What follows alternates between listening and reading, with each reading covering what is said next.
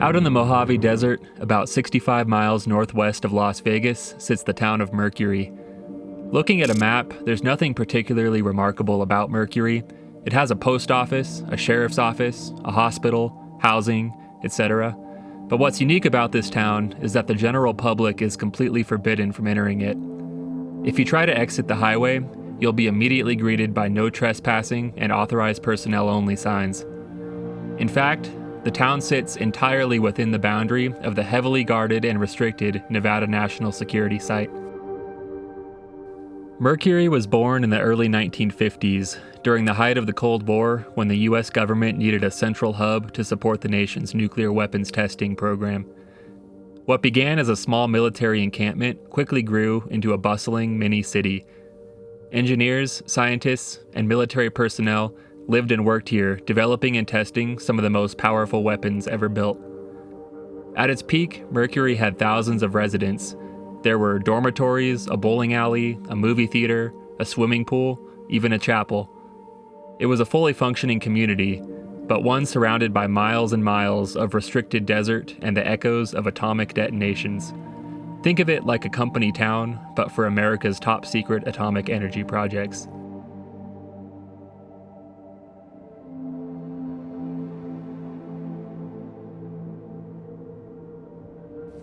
As the era of above-ground nuclear testing ended in 1962, Mercury's role shifted.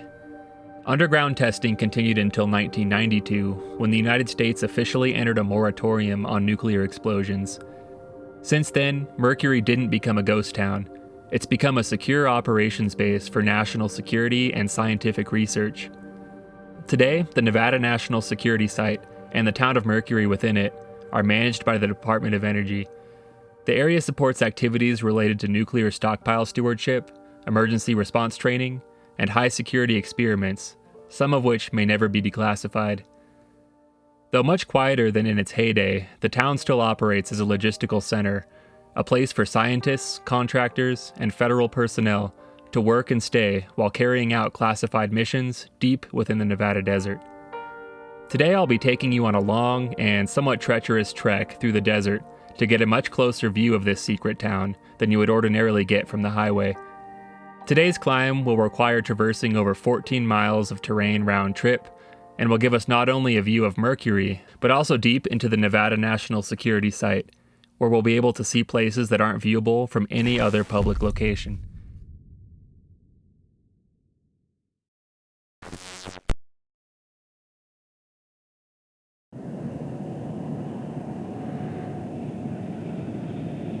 So I spent the night in my little RAV4 micro camper last night out here in the desert, just mainly so I could get an early start this morning. It was pretty cold last night, so I'm hoping the hike will be a pretty moderate temperature. The guy who originally charted this area, Glenn Campbell, he's one of the OG Area 51 explorers. He, on his original trips, I think it was back in 1995, he described almost running out of water out here, and he kind of basically made the hike sound pretty hellish and that he almost died. So I definitely am going to be taking it. I definitely going to be playing it pretty safe. I'm packing a ton of water, and I'm doing this hike at a time of year where hopefully the temperatures will be moderate enough. It's getting into mid-November here, so I think we should be pretty good in that department. I am going to be packing pretty light as far as camera gear. I am definitely going to be bringing my P1000, and rather than the PVS-14 today, I'm going to be bringing my new AGM Sidewinder thermal camera. This is the TM50-640, meaning it has a 50 millimeter lens instead of a 35 millimeter lens. So for aircraft spotting and stuff like that, it gets you a little bit more reach. Not going to be a huge difference, but I wanted to spring for that extra reach. So I'm excited to try this thing out. I think it should be pretty fun to have with us on this trip. Got my Nemo Hornet Osmo tent here too. This thing's super nice and lightweight. That should stuff down in my backpack pretty easily. Other than the water, that's going to be about all I'm bringing. I'm going to just try and bring my little mini tripod instead of my full-size one, because I'm really trying to save on weight. So we'll see how this goes. So the light blue line here is an approximation roughly of the route that I'm going to take on this hike. The dark blue line is the boundary that I don't want to cross, and all the yellow is public land. I'm going to be cutting it pretty close to the boundary, so I got to be careful.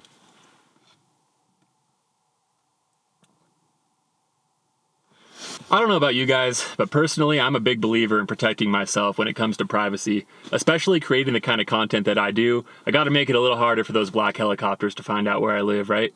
The problem is, in today's world, we have these companies called data brokers that gather up all our personal information, like your phone number, email, home address, etc., and they plaster this info all over the internet for anyone to find, including scammers and bad actors. That's where Incogni comes in. I was really happy when they reached out to sponsor today's video, because I'd been looking for a way to quickly and efficiently remove my personal information from these data broker websites. Normally you'd have to go through each one by one, and submit removal requests. This is a process that could honestly take days or even weeks, because there's hundreds of these data brokers out there. Who has time to do that? Incogni automates the whole thing. Once you sign up, they'll take care of the removal for you, and they'll keep you updated every step of the way.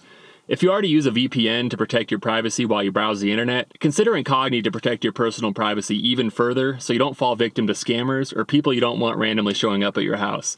They even have a brand new custom removal service that can take down information from websites that aren't in their regular lists. Just submit the link and they'll handle the rest. It's extremely satisfying to me to search my name and see that nothing private comes up, whereas before it was all this information that I really didn't want out there. If you're ready to take charge of your privacy, start by taking your personal data back with Incogni. Use code UNCANNY at the link below to get 60% off an annual plan. Visit incogni.com/uncanny. So I'm pretty much ready to head out here. I shed a layer because the sun's coming out from behind the clouds now and it's starting to warm up. I got my backpack ready to go. What I do have to do is cross to the other side of the highway there. So I can either jump over that railing, or I think the more preferable option is to head down to that culvert over there, which crosses to the other side. And hopefully there's no obstructions in the way and I'll be able to get to the fence line that I need to cross. I'm gonna have to be somewhat cautious on this hike because I'm basically gonna be straddling the perimeter of the Nevada National Security Site restricted zone. So I'm hoping there's gonna be signs that can kind of guide me. According to Glenn Campbell's original trip report, there should be. So unless this has changed in the last couple decades, I should be okay following the signs to stay on public land. But we'll kind of play it by ear and see what happens here. I'm coming up on this culvert here, so I'm gonna climb through this and see what we find on the other side here.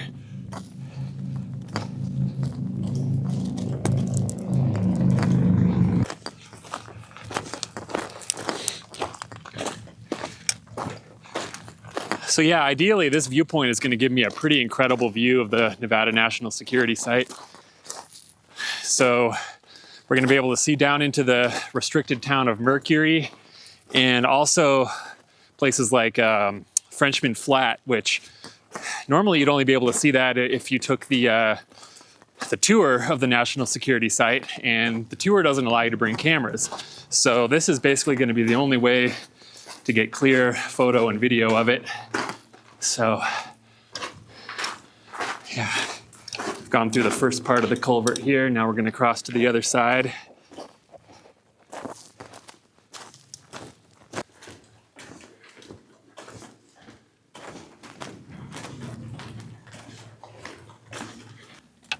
What's this, a locked gate on my public lands? That's no good.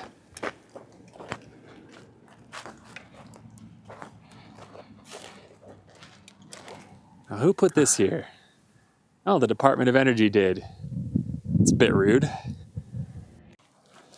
Well, I'm gonna wait for a minute when it doesn't look like there's any traffic on the road there, and I'm gonna hop over this thing.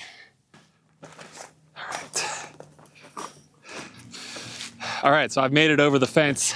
And that padlock is illegally put there. They don't have the authority to lock it, so it is what it is. If somebody has a problem with that, I'm pretty confident that I'm on the right side of the law here. So basically, I'm gonna follow these power lines here for a little bit, and we're gonna slowly approach the perimeter of the restricted zone.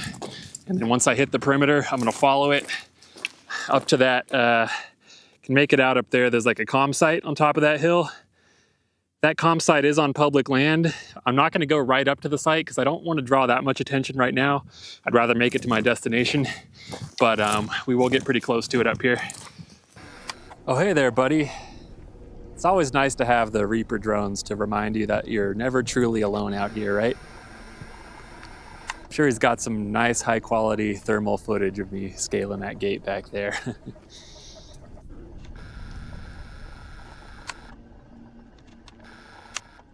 Luckily, Glenn left a description of his climb on Summit Post, the website. He did his climbs in 1995, and I think there may have been one or two more attempts in the late 90s or very early 2000s, but I don't think there's been anybody climbing this area since then. I'm definitely the first person to video it like this. Well, I couldn't see any no trespassing signs from here yet, so I'm just gonna keep on keeping on. I'm giving the perimeter line on my map a pretty wide berth as I'm hiking, so hopefully this will prevent any accidental perimeter crossings, because I really would rather not get a trespassing charge. I'm sure that would get a lot of views, but I'll pass on that for today. We got the comm site, radar hill up there coming into view a little bit closer. So I should be approaching the base of that hill if I continue on a straight line for my current path. It's definitely starting to heat up. I'm glad I shed that layer.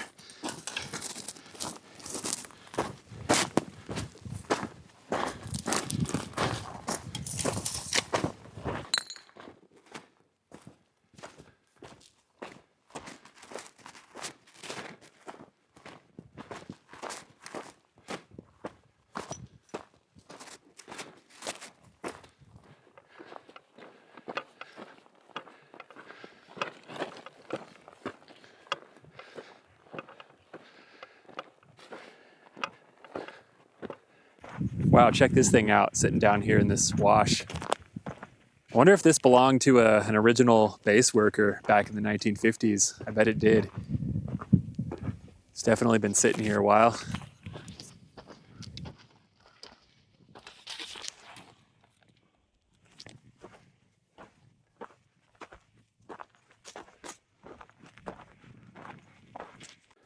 And the very tip of Mercury is just now coming into view, right over there.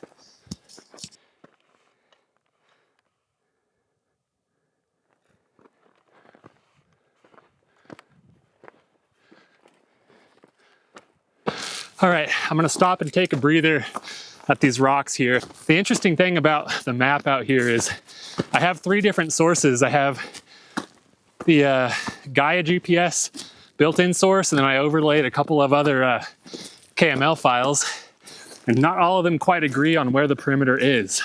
So I want to play it safe and steer clear of all 3 perimeter lines. So we do have a couple vehicles entering Mercury. I hope those aren't security vehicles coming after me there.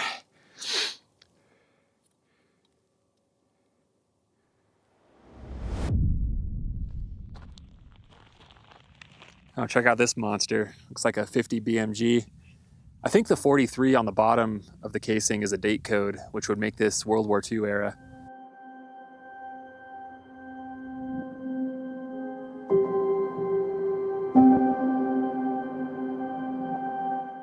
All right, so I'm passing the hilltop comm site now. It's strange because it feels like I'm really far inside the security site, but I'm not. It definitely is a little bit nerve-wracking.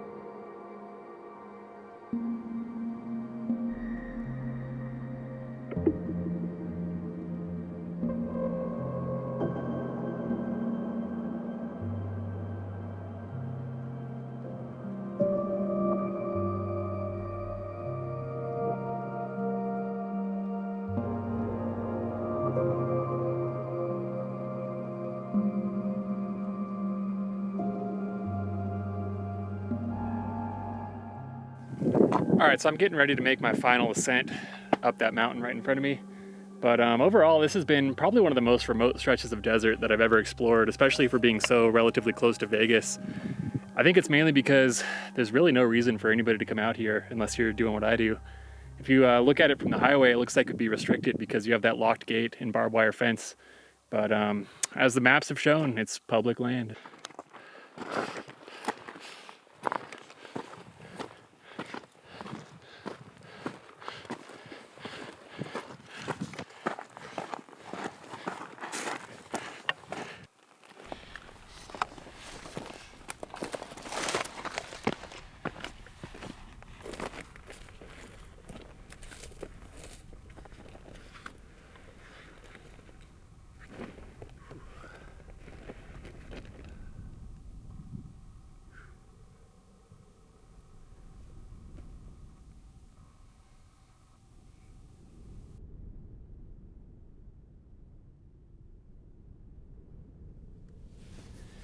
Now let's take a look directly to my west into the town of Mercury.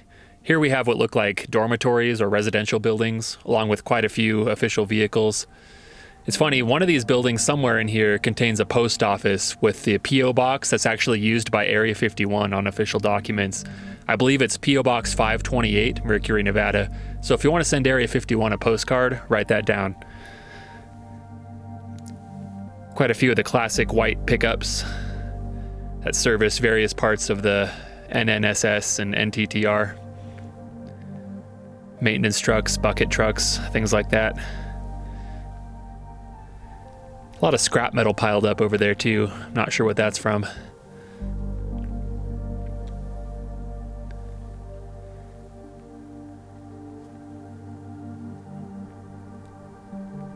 And over here we have a truck that presumably contains radiation detectors. Hence the label. This is the airstrip south of town, operated by the Department of Energy. It's located on the site of the former Camp Desert Rock, which was an Army camp made to support nuclear testing back in the day.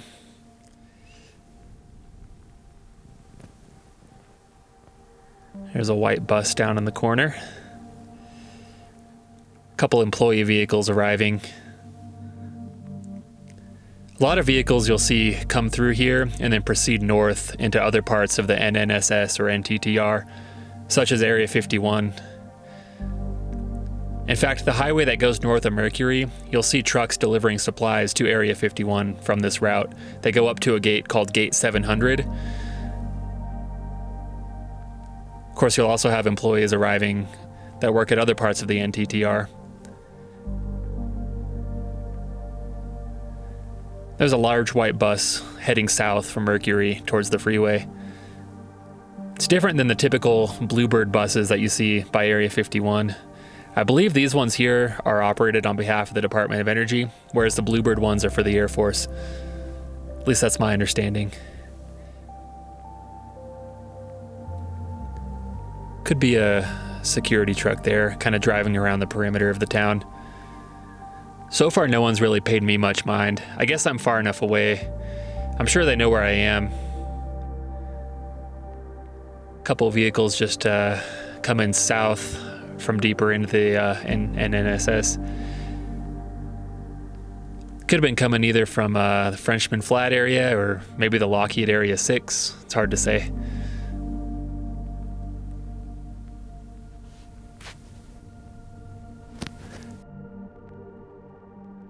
As I was panning around, I noticed a couple abandoned little shacks directly below me on this ridge.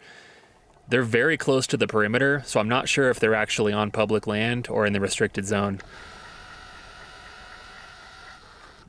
But I'm gonna go check them out, against my better judgment.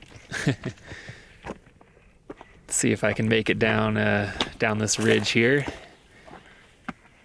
Oh, check this out, we got another casing. This one's also date coded 43, so we have another World War II area. Marked SL on the bottom. The other one I have is KS. I believe SL is St. Louis. I'll have to look up what KS is.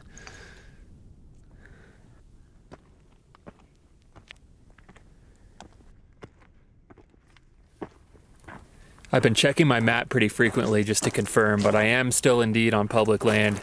But the weird thing is this road that I'm on, it goes into Mercury, so the only way to access this little pocket officially is from inside the base. Huh. Yeah, I wonder what these things were. They almost look like, I'm kind of debating between either an old mining camp or maybe some old buildings from the original facility.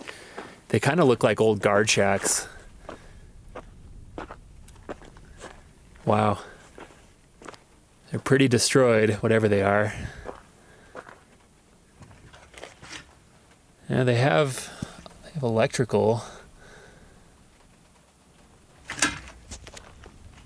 Huh.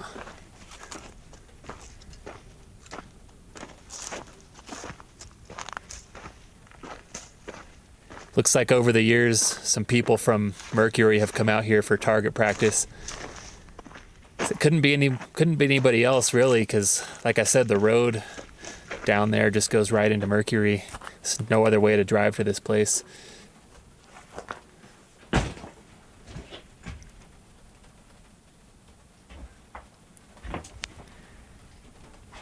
I should stealth camp in here sometime. That'd be kind of funny. Probably end up with hantavirus though.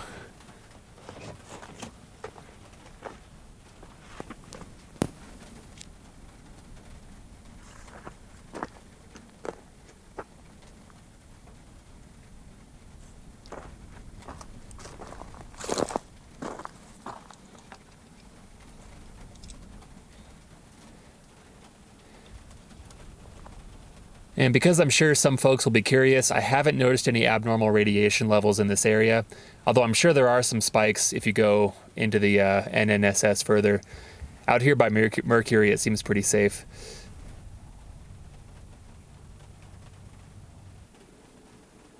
Oh look, my Reaper friend is back. I thought I heard something up there in the clouds. Everybody wave hi to the MQ-9.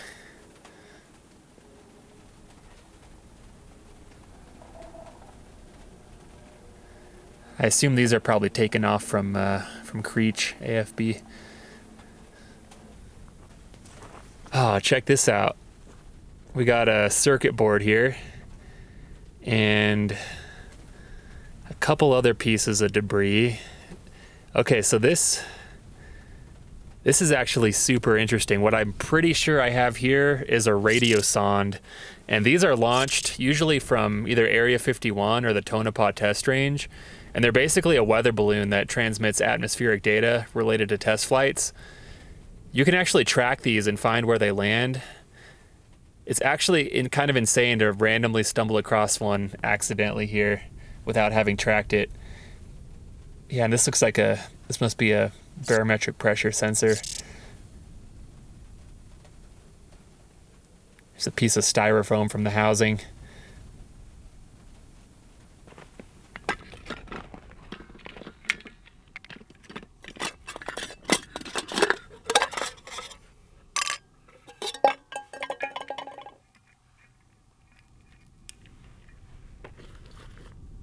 All right, so for tonight's late lunch, early dinner, we got slow-cooked vegetable beef. Only the finest.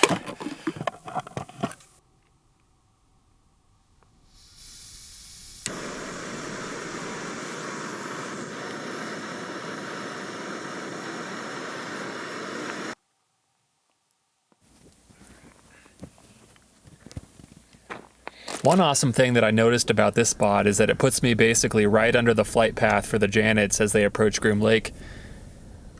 So if you like spotting Janets, this is a great place to do it from.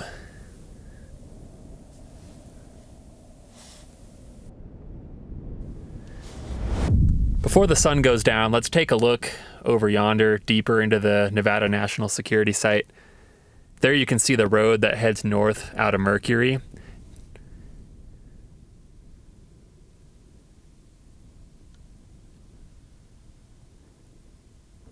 Can make out a few cars down there making their way up into the test site.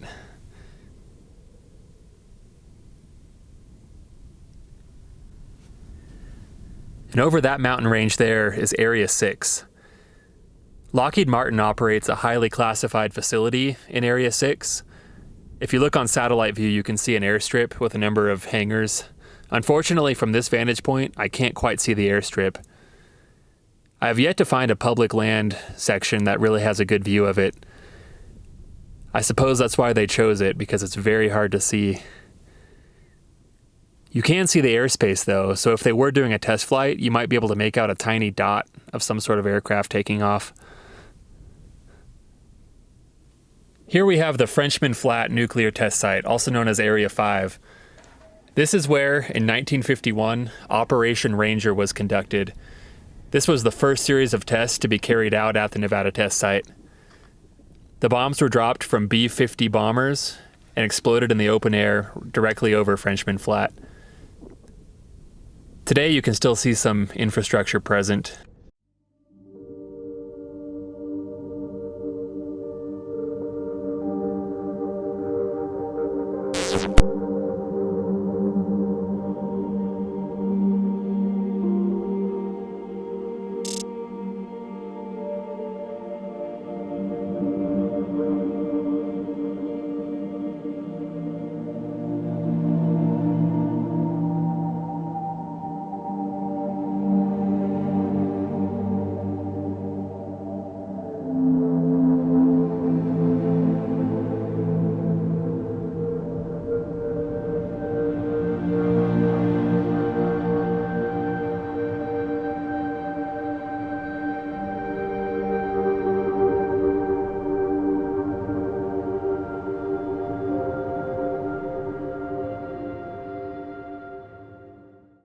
right, so in the morning, I successfully made the 7-mile return hike for a grand total of 14 miles of hiking on this trip.